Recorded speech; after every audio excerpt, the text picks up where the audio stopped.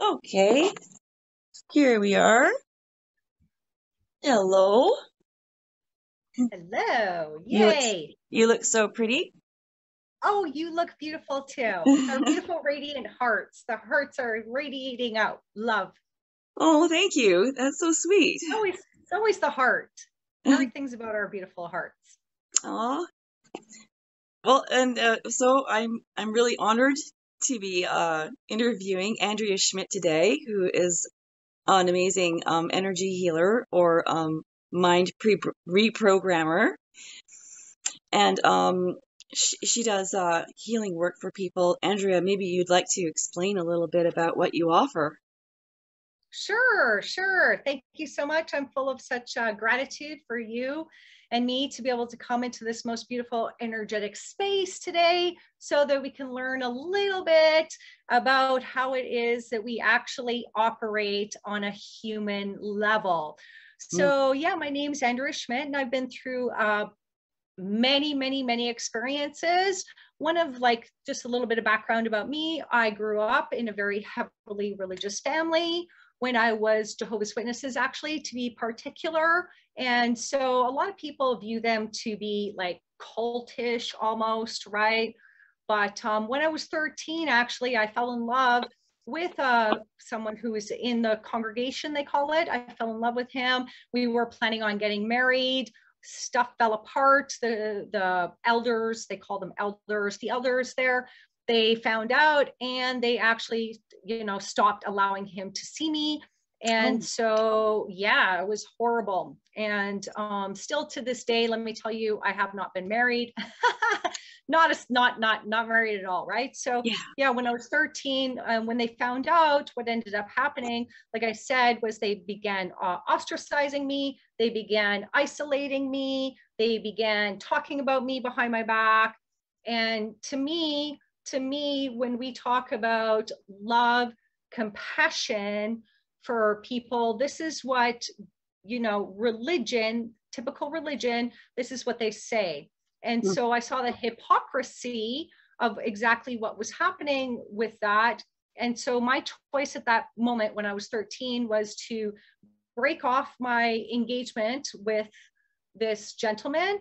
And I basically had decided at that point in time, because I am not a Hippocratic person, I decided I didn't want to go any longer to the church. Now they go 2-3 times a week. And when I had decided that I wasn't going to go, my mother kicked me out. So I lived on the street from when I was 14 to 16 years of age. And Oh, when I was good. 16, and I still went back to high school. Yeah. That's, wow, that is so hard. And you're so strong. You went back to high school?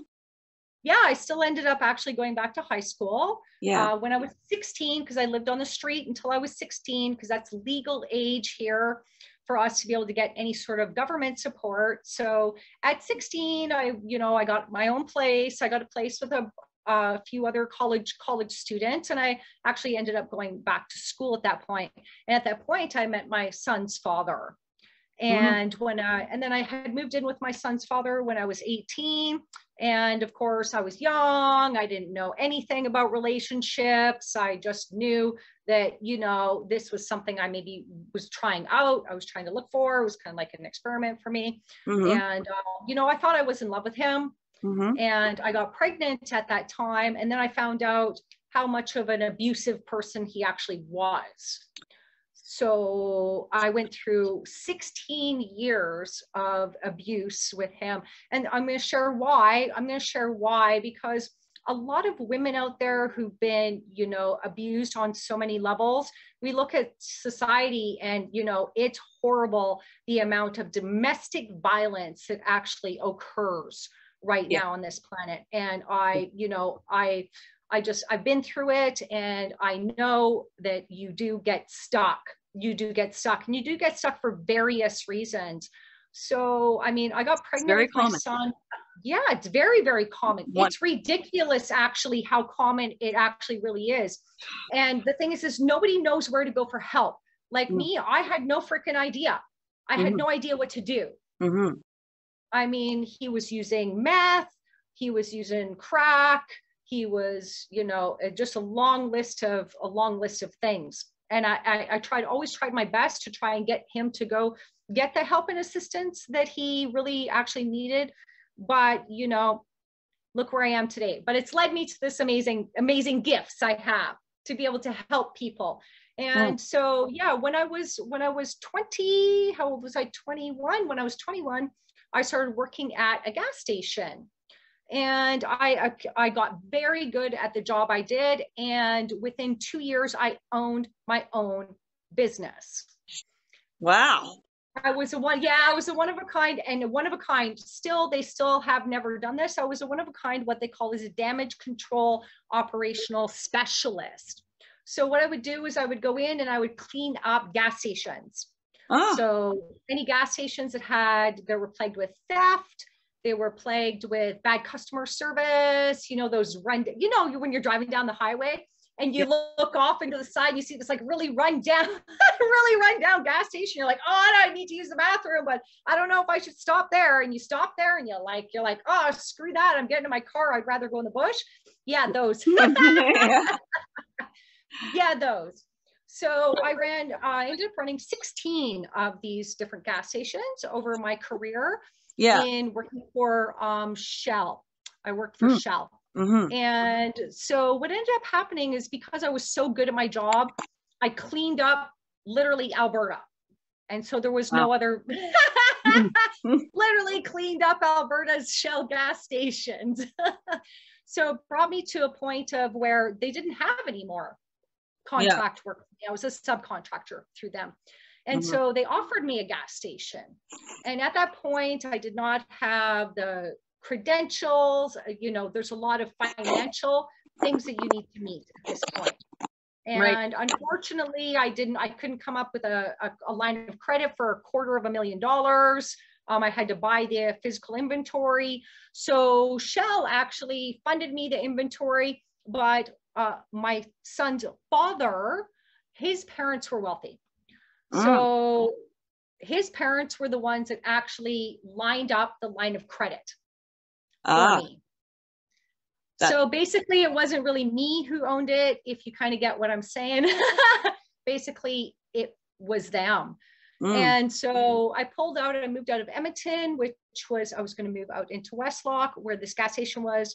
And I owned and operated this gas station for 5 years. So the abuse got so bad, it got to a point of where one day, like, cause what he was doing was, I was like, you know, I was running the gas station, I was working, he really wasn't working. He'd come in, do a little bit of work. But what he was doing is while I was sleeping, cause I was really super involved in the community, while I was sleeping, he was taking off and he was embezzling money straight from the company in order to be able to fund his drug habit, his hooker habit. He was basically spending money. Oh my God. The business was making. I mean, like thousands and thousands and thousands of dollars. And when I discovered that, I went to go talk to his father, because his father was the one who technically owned the gas station. So I went to go talk to his father. His father didn't believe me. And I told him, I said, something bad's really gonna, like I told him, I said, something really horrible is gonna happen unless we get this addressed. And he ignored everything that I said. And then what ended up happening one day was that one day I like confronted him. Like, I was like, well, where were you last night? I didn't see you at all. Like, why are you you're coming home now? And he basically lost it. He basically was basically grabbed me and like took a knife to my throat. He was punching me in the head numerous times, kicking my body. I would try to leave out my back door of the house to scream for help. And I was screaming at the top of my lungs. People were walking by. They just walked by. They just continued to walk by. He ended up locking me in the house, breaking all the phones, locked me in a room, drugged me for days in the food. Oh, God. So that's the point that it came to. And that was like the breaking point at that point. I mean, days. I didn't even hear from the people from my gas station. Like, nobody called and even checked on me. And I was like thinking, like, you're not going to call and check on me? I haven't been to work for 2 days. Yeah. Well, Maybe So they figured that, your man had you under control, and they didn't need to interfere in domestic affairs. right. And that's the Yeah. kind of problem. That's the kind of, that's the kind of challenges that we have, How right? many years Because ago was this? this was coming up to 20 years ago now. Yeah. So Yeah, this was far coming enough up to back, about 20 far enough years. back that, that domestic abuse on women was still largely brushed under the carpet. Yeah. Yes.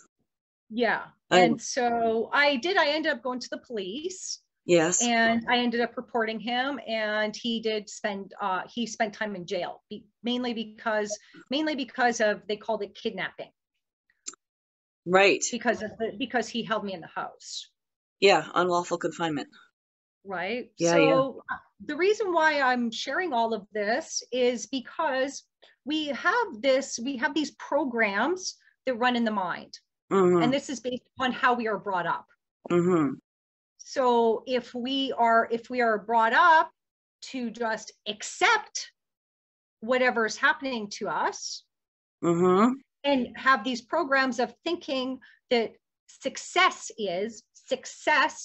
in our world is owning a business, owning a house, owning a car, having all the material things, and that's how people view success. Now, I did have this program running within my mind. That's how I viewed success.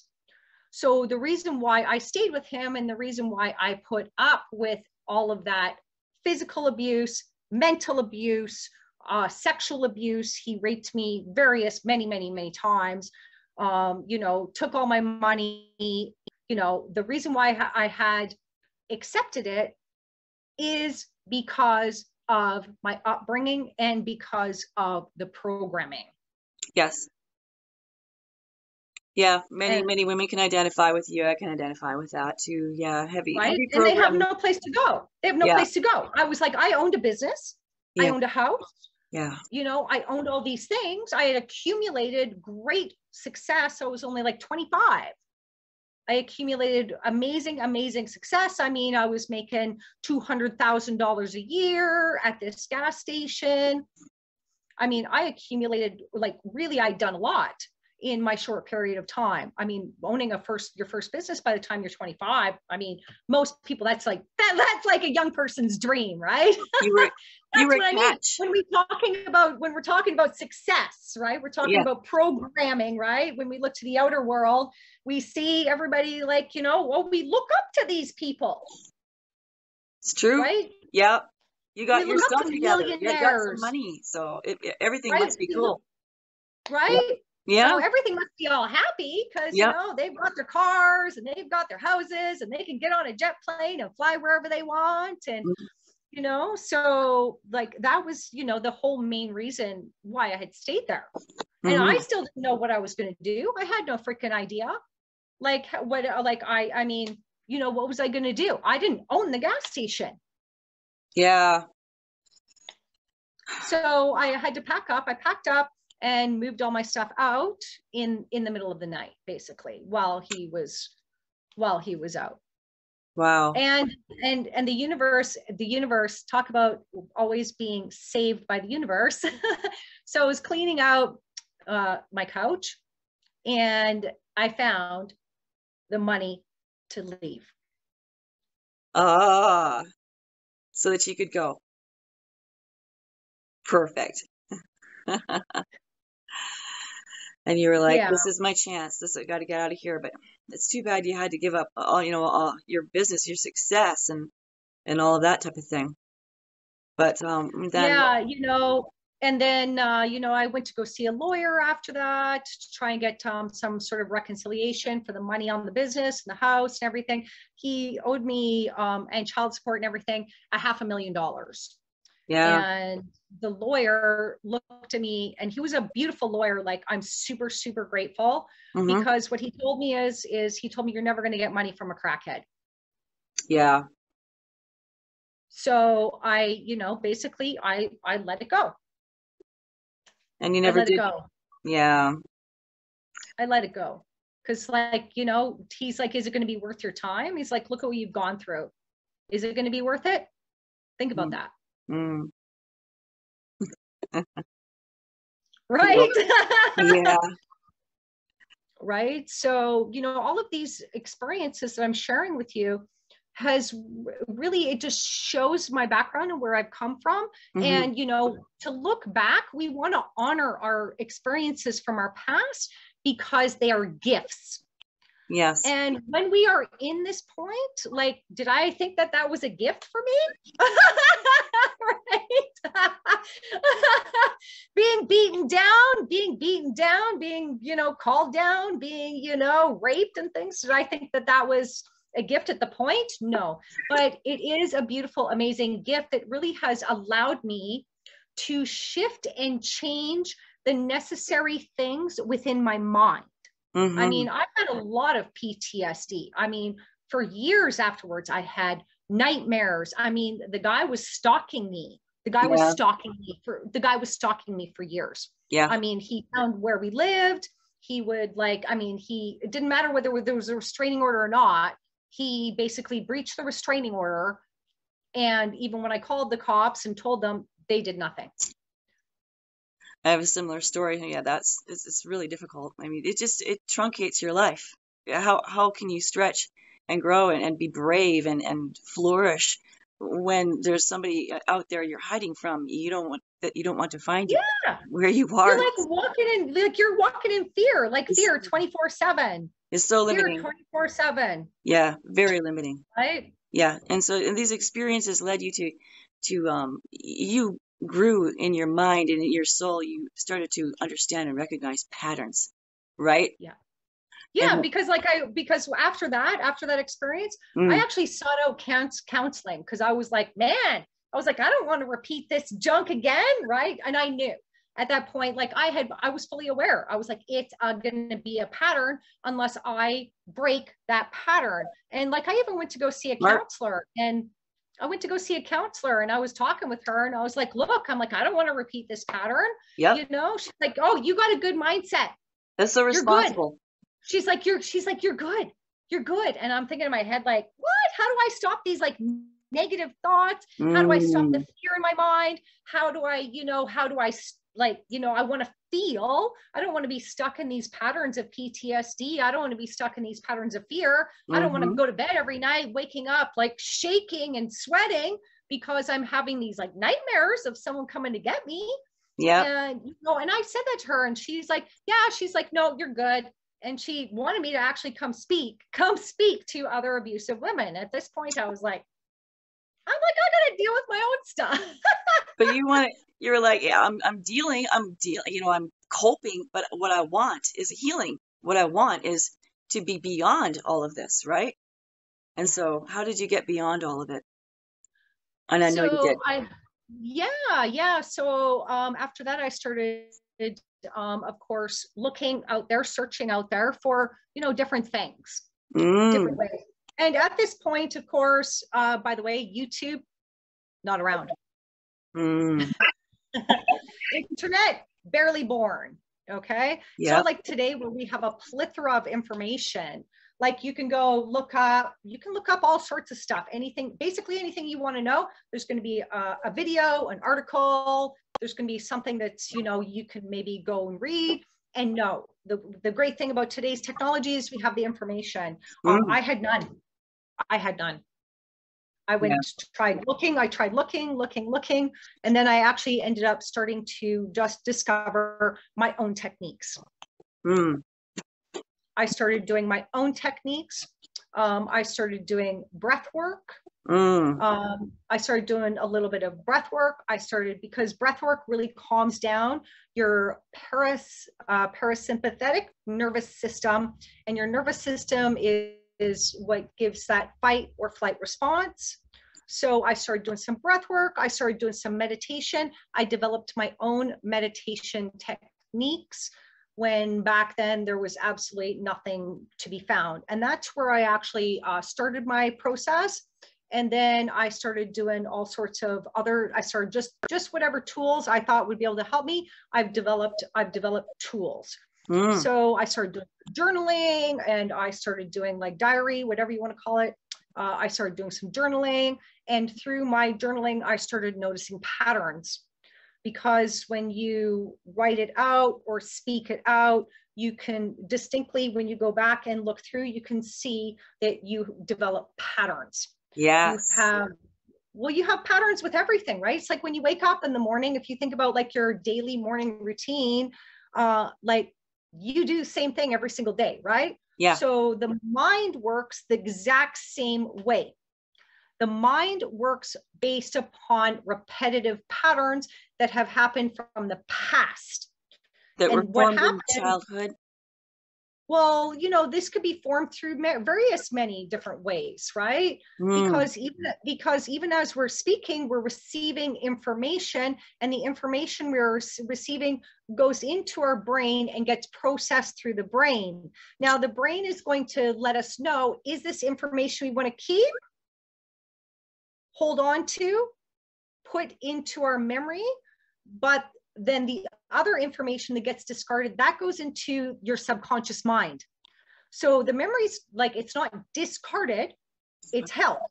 And so every program within your mind is held deeply. So this can be programs from TV, this can be programs from teachers, it can be programs from siblings, it can be programs from parents, it can be programs from the government. It can be like literally anything. It could be, so you're talking to somebody and you're in a really super vulnerable space, and these people are telling you to do these things. I mean, and you're like, oh, okay, and I accept it. Now we're accepting that as a belief system. So our minds run on these patterns, and these patterns create our life. And this is why it's super important that we need to be able to recognize patterns. Now, our body actually holds patterns as well. So if you think about like me, in grade 3, I fell down and I broke my wrist. Okay. So the bones inside of there, of course, have to heal, right? So this would also be considered a pattern, because now that I've gone through my life, there's been various points in my life of where I have injured this. Now, if you see, that's a pattern just by itself. So you can have a pattern. You can have a pattern like, how people go see chiropractors? Oh, I need to get my L1 adjusted. That's a pattern. Yeah. Yes. When somebody keeps on picking up an abusive boyfriend over and over and over. That's a pattern. Right. So now we have a little bit deeper understanding of how everything works. Everything works via these patterns. That's why it's super important for us to become aware. Awareness is everything. When you are aware, you can discover these patterns. If you're not aware and you're on autopilot, because that's what the brain likes to do, like you wake up, you go, you brush your teeth, you get in the shower, get your car, drive to work on autopilot. Now, our brains also, of course, run on autopilot. They run on autopilot for like everything, basically, right? So it's up to us to be able to go in and be able to decipher the programs, the patterns within the mind, the patterns within the body, the patterns within our life. Because when we are aware, we can make changes. If you're on like autopilot, are you open and aware? And if you're not open and aware, how can you make changes? Yeah, you can't make changes unless you've taken a good look and figured out where to make the change, where a change needs to be. Yeah, and that's where a lot of people get stuck. And be like, and from my personal experience, I actually think it's actually more difficult for people now than it was for me. And I want to share why. Because we have a plethora of information, because everybody has an opinion and everybody's sharing their opinion. And because they go, oh, so-and-so did this, so-and-so did this breath work, it helped. So-and-so did this, so-and-so used ayahuasca, so-and-so used mushrooms, so-and-so used this, take this supplement. Yeah. As a matter of fact, to be honest with you, I think we are being more heavily programmed these days than ever, especially when it comes to the holistic industry, It's too because complicated. they are, and not only are they telling us what to do, how to do it, but they're also telling us how to feel. And that is a huge difference between, you know, when we're looking at the scale of consciousness, that's actually a huge difference if you're not conscious and aware at all. Because when you're not conscious and you're not aware at all, with those types of programming, those ones, they're like the success type programming, right? Like, oh, I need to get the house, I need to get the car, the business to be successful. Okay. Yeah. Get married, you know, the typical world, like the typical world, right? When we look at that. Yes. But I think we're more heavily programmed than ever. When you take a look at people looking for holistic healing, because they don't understand. Yeah. And because they don't understand, they don't know where to start, because we have a plethora of information. They're being told how to do it, when to do it. And not only that, but they are being told how to feel. They become so bombarded. It's overwhelming. They don't know where to begin. And so they just end up not doing anything. Just thinking further into the patterns. Or what they do is they branch out and they start looking for things. And when they start, maybe let's just say, oh, we'll start with supplements. So, you know, here you go, try these like plethora of supplements, right? Yeah. But when we start looking at that, to be honest with you, I don't view that any different as taking pharmaceutical meds, to be honest with you. Yeah. You're still taking a pill. You're still using something to go within, when you know everything there is you need to know. Knowing thyself, knowing who you are, knowing how your body works, knowing how your mind works, so that you can create the type of life that you want, because you create it. And so these are the not some guru, not some holistic doctor, not some chiropractor, not some meditation YouTube videos. They don't create you. Yeah. You are the creator of your life. And that's why it's super important that we know oneself. So that's why I think we're being even more heavily programmed than we ever have been, because now everybody's looking to an external source of something in order for them to feel good, in order for them to look good, have vibrant lives, feel healthy in the mind, in the body, in the spirit, and have a healthy, amazing relationships, and just have a happy and healthy life. And that all starts with you. So we need tools along our journey to empower ourselves, so that we can go into the deepest darkness and be able to recognize that is a gift. It's a gift. Yeah. Everything is a gift for us. So this is the real key. You got to start with your own personal patterns. Don't start with external fixes, external band-aids. So because external band-aids do nothing. And so these are the kind of services that you offer to help people to do this. Yes. So we discover the patterns, and then we shift the patterns at the root.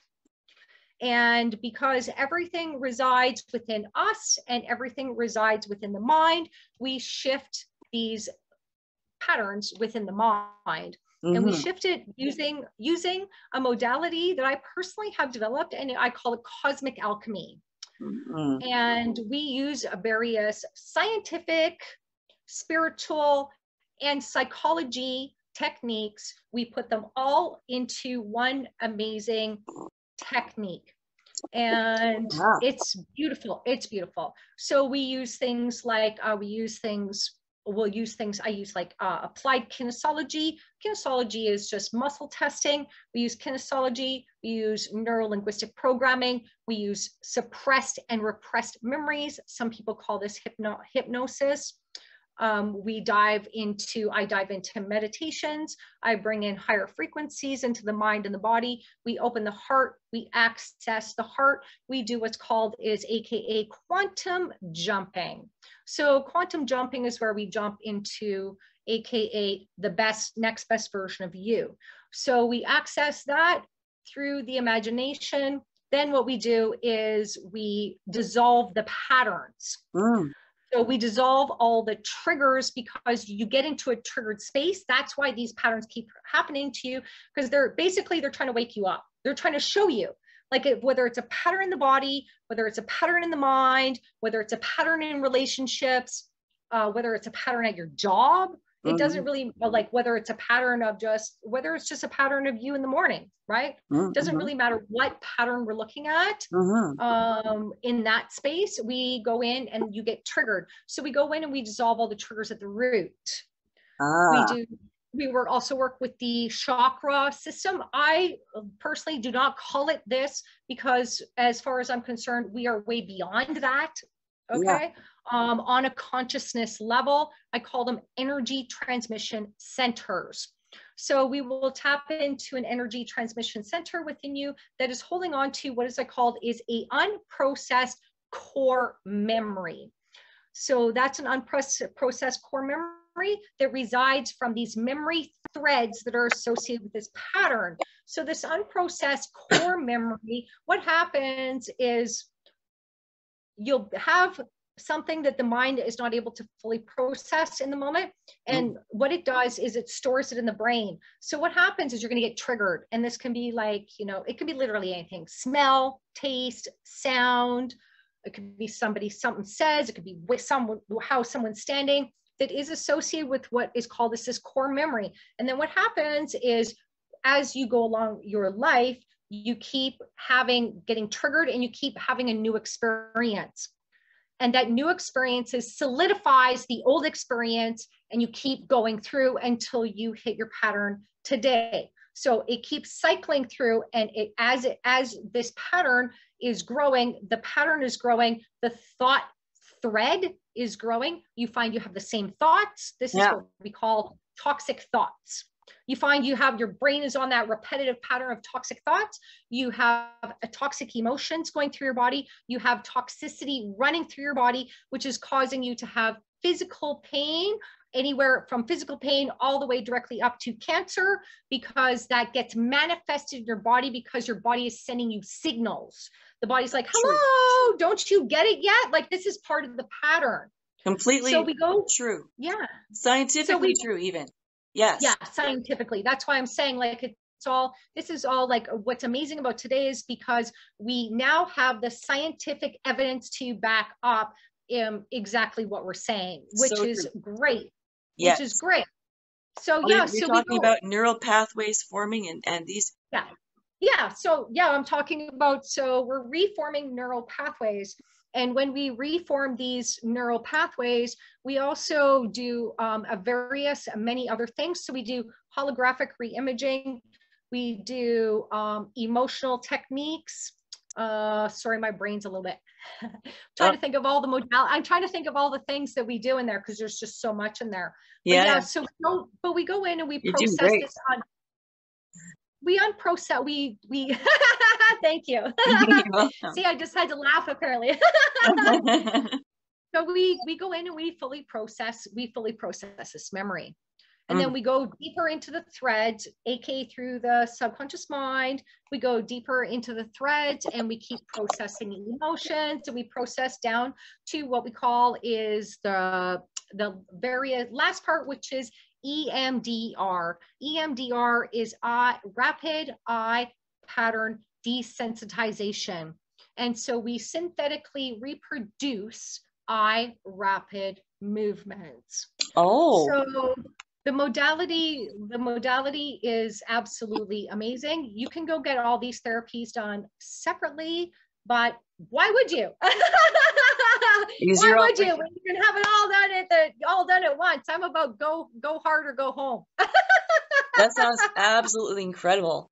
And your aim is to heal. Your aim is not to keep people on coming back over and over for a long, long time. Your aim is to heal people up and send them on their way. That's right. To empower themselves. Mm-hmm. Because I want you to have the power. Yes. People need to learn these skills in order to be able to empower themselves. And once you can empower yourself and know that at any given moment, you can call your power back, you can take your power back, and you can move through these patterns. Very, very, very simple. Empower people. Yeah. You got to be empowered. Most people who come see me only see me for 2 to 5 sessions, because we only actually generally run anywhere from 5 to 7 major patterns in our life. We actually don't have very many. So, and 5 to 7, but I find that most people, they, some, depending upon the person, depending upon how much they've gone through in their lives, how many patterns they have, as we got to dissolve the patterns, right? So, it can be 1 session, it can be 5, but at the end of the day, the client leaves fully empowered. And the thing is you don't go back. You don't go back to repeating these patterns. And when you don't go back to repeating those patterns, you can bring in amazing things that are good for you, not based upon the mind patterns. Yeah. And I mean, that's the core of most people's problems is these negative patterns. Yeah. If you can just break that pattern. A lot of people are actually afraid to do it, to break the pattern. They're like, what do I do? What will I do with myself when I don't have my pattern, my comforting pattern? There must be some disorientation sometimes, with people whose patterns have been broken and they literally just don't know what to do with themselves. Does that happen? Actually, I don't find that at all. No. That's awesome. That's really good. So they just because of how we're reprogramming the mind, because we're literally reprogramming in your perfect life. That's what we are programming into the mind. And so because we're programming that in, when the pattern is gone, the program of your best life is what's playing. Oh, that's very good.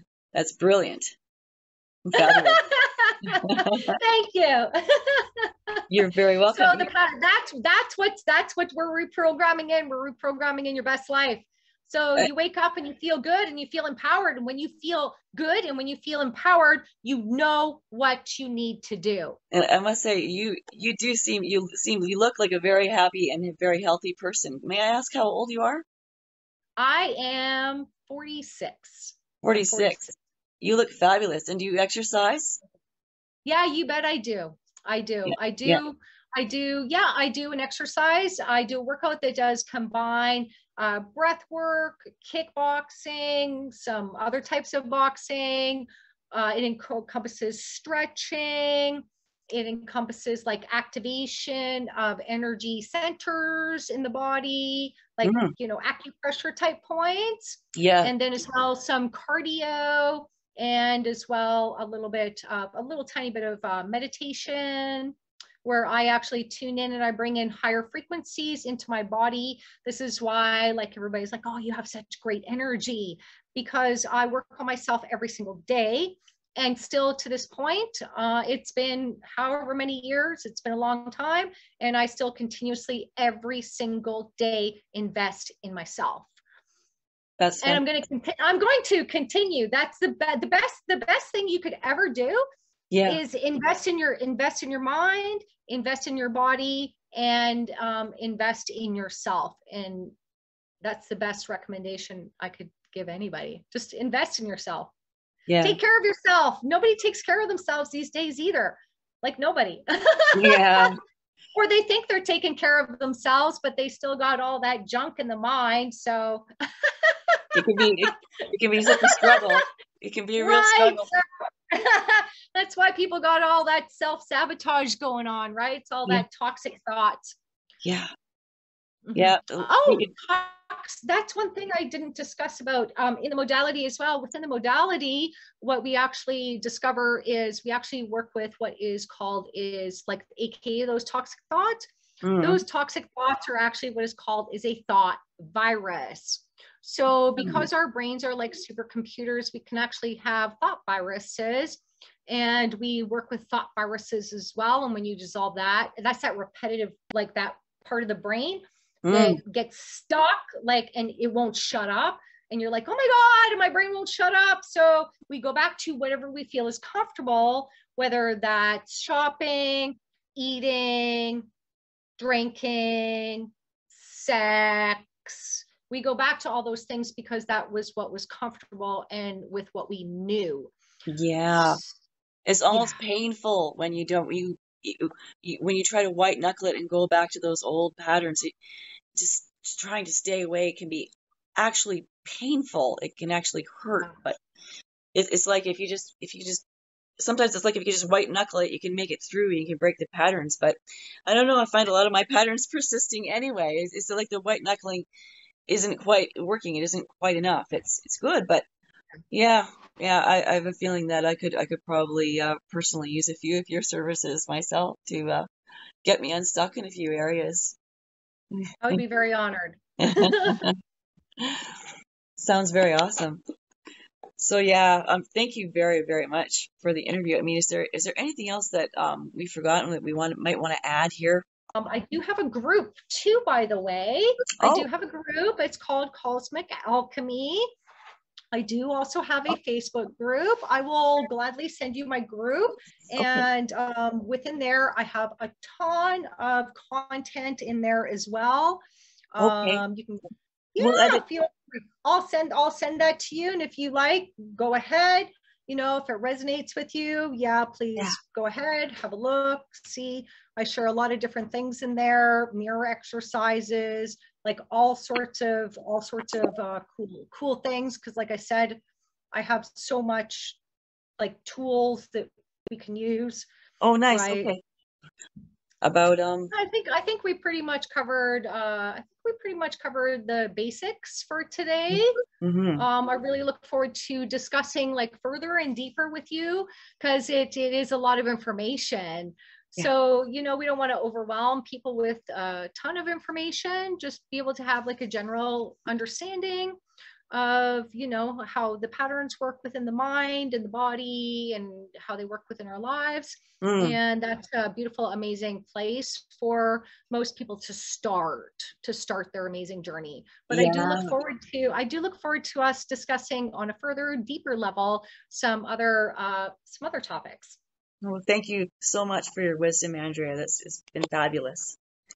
And I'll look for it. Yes, definitely we'll have another big talk. Okay? Yes, I appreciate you so much. Thank you so much. Thank you. Thank you very much. Have a great one.